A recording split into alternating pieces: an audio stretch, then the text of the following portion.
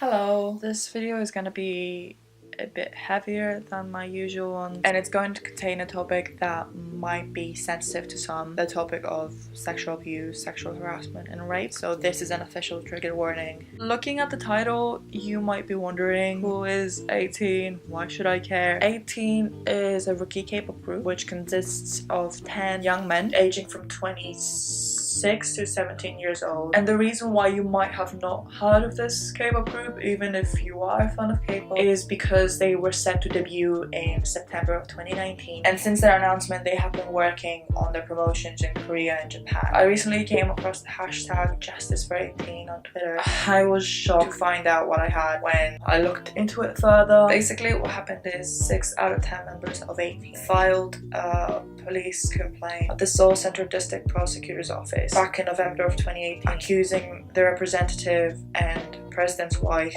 of sexual harassment. News of this spread around more outside of Korea. ATEEN posted this photo around 2 weeks ago on Instagram with this caption. Translation of the member statements have been released as well, and basically in these statements they say that after a dinner in Tokyo during the Japan promotions, 6 out of 10 of the trainees were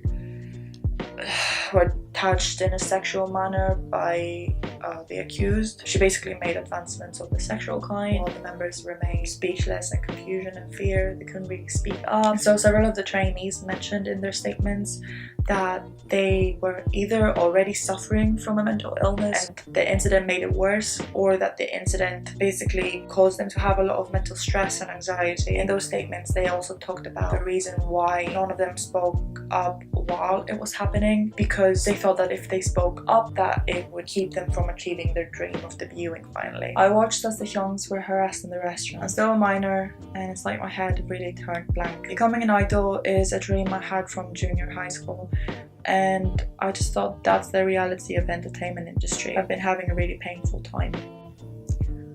I thought that's the reality of the entertainment industry.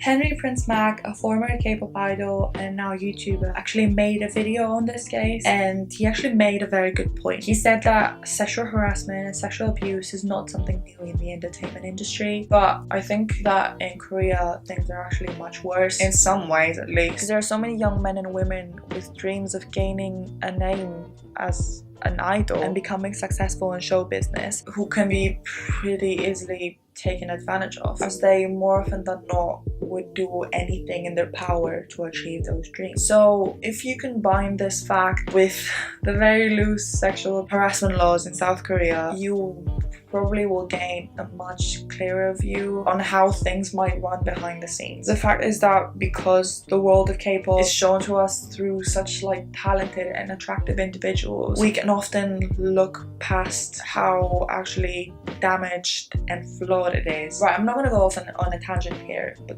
please stick with me with what I have to say here. During this past semester at university, I took a class called Gender and Power. As a final project, we were called to carry out a 3,000-word critical analysis essay on a feminist activist movement and basically look at its development throughout the semester and then see how feminist theory affected the movement in a way. So for this, I picked #MeToo, and I thought it would be a very interesting approach to maybe look at a country that is not that much in the spotlight of the movement right now. So I ended up with South Korea. So while doing research for this project, I came upon the case of a South Korean pastor who had run what was essentially a cult for decades now, and in November of 2018 was convicted of habitually raping 8 female followers of the church in the span of 14 years, from 2000 to 2014. Let me read you a quote from my own essay.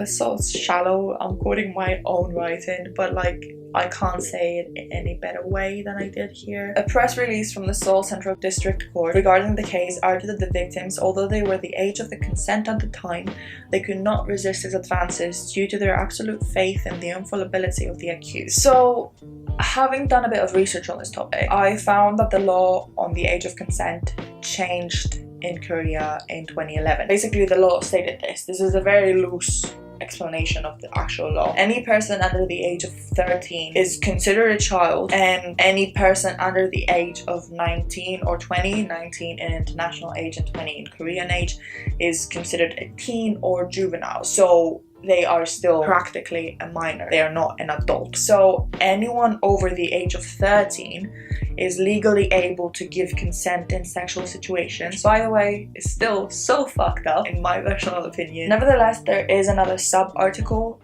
in the law which refers to situations where sexual intercourse seemed consensual at the time, but it would have been very difficult for a minor to say no. So in these kinds of cases, the victims find it difficult to say no because of potential massive level of social, political or economic status or power of the person who's abused them. So keeping all that in mind, think about how fucked up the situation regarding the pastor was. As for a massive part of the time between 2000 and 2014, he was raping underage women who were not able to give consent due to the position he held in the church. So you might be asking, why are you talking about this? This has nothing to do with it. In my mind, it connects so fully to the ATEEN case. I'm just gonna read you something else from my essay. The use of rape as a political device to keep women terrorized and under control was an idea further developed in 1971 article, Rape and Act of Terror, in which they pose that rape is not an arbitrary act of violence by one individual to another.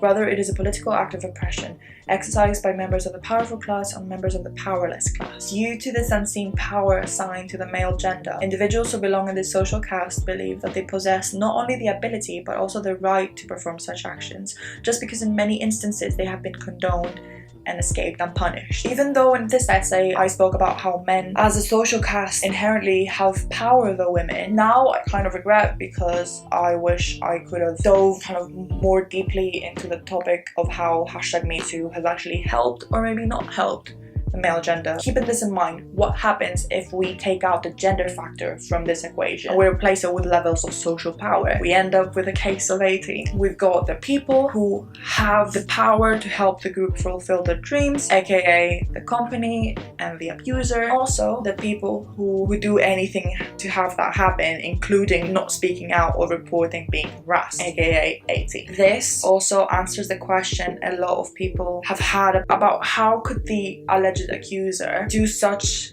a thing, something so indecent, something so violating in as a public setting as that of a restaurant, because of the assumption that the boys wouldn't speak out about this incident. The accused just didn't care. She didn't care about the consequences because she assumed that there were gonna be none. That exactly is the problem here. I just want to clarify now that everything I'm talking about in this video is 100% my personal opinion that's been formed from previous knowledge and things that I've actually studied. So please don't take anything I say as gospel. It's important to keep an open mind regarding this case because as it's still an ongoing thing, there is no definite proof of who is telling the truth yet and who is lying. Obviously, innocent until proven guilty still very much objectively stands, but my personal instincts have always been to trust and believe alleged victims of sexual abuse and harassment, even though it might sound naive to some. To add somewhat of a counter argument and to build upon a point made by Kpop Junkie,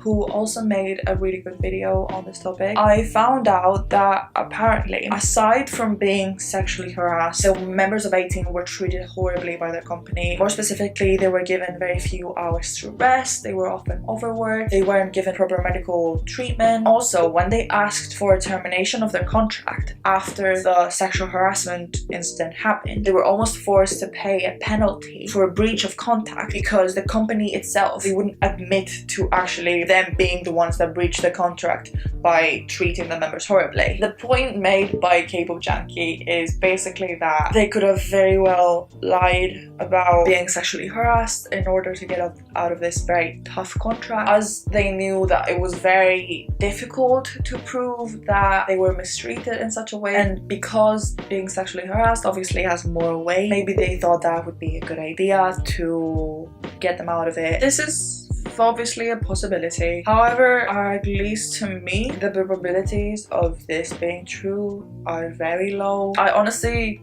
do not want to believe that this is true, because if it is, I will honestly have to reevaluate my entire belief system. To emphasize another point made by Kpop Junkie, if the allegations made by ATEEN are actually true, then their company absolutely needs to face the consequences, because if they don't, due to the large handle of power that they have that I mentioned beforehand, people in other companies might take that as an initiative to commit similar actions. They would clearly see that such actions can go by unpunished, and they would just feel free to sexually harass people. Above all, the most important thing right now for us to do is to use the hashtag #JusticeForATEEN, spread awareness and speak out about how this kind of shit is so wrong and so immoral, and do whatever is in our power so we can make those people face the consequences, so that ATEEN get the help and justice that they deserve and nothing like this ever happens again.